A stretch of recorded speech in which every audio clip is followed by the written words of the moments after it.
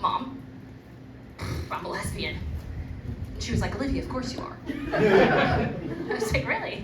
Okay. How'd you know? She said, Olivia, I slept with a lesbian once in college, and you walk just like her. She's a gem, that mom. My personal favorite was when she thought that LMFAO stood for Let Me Face Another Obstacle. Oh, Joanne. She's a jealous woman, too. Any jealous moms out there? No, everyone has a perfect mother. Great, a Jewish mother. Okay, so that's a whole. My mom's not Jewish, although I'm Jewish. Levine, Jewish. My dad's Jewish. My mom's not so technical, but she's the only one who's ever tried to celebrate Hanukkah with me, which is a little strange. She's a jealous person. I had this dream a little while back that I was having a threesome with my dad and my stepmom. And let that sink in. And I announced this at a comedy show with some family friends in the audience, and I get a call the next day from my mother. Yeah, she says, Olivia, I heard the show went great. There was just one weird thing. You had a dream you were having sex with your dad and Barbara. I was like, yeah, it wasn't weird. It landed well. It was funny. She said, no, not weird. No. I'm just wondering, though, does that mean that you love your father more than you love me? Oh dear, that was the takeaway there. Oh gosh. Do we have people out there taking the subway these days? Yeah. Clap it up for the subway. I love the subway. It can be a little weird these days. I feel like things are, but I still try and take it as much as I can.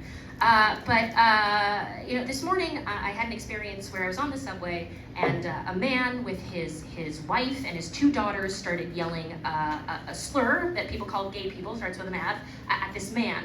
He was yelling it over and over again at this man. He said, you're this, you're a pervert, you're staring at my daughters. He started this whole argument back and forth. They stood up, they did the sort of thing. And I got up, because you think, I'm gonna de-escalate. And I just sort of stood up, and I didn't say anything, but I sort of stood on my toes and leaned forward, like that was gonna do something. And eventually, the guys separated, but it was after some very, very foul language. So as I was exiting the train, I finally felt safe enough to do something, and I said to him, Sir, that is some very nasty language. And he said, you know what? You go home, you pussy baloney bitch, go die alone. And I was like, Sir, how did you know my baloney had a first name? That is P-U-S-S-Y, and I am proud of it. I touched my first penis recently. True story, great, you're a fan?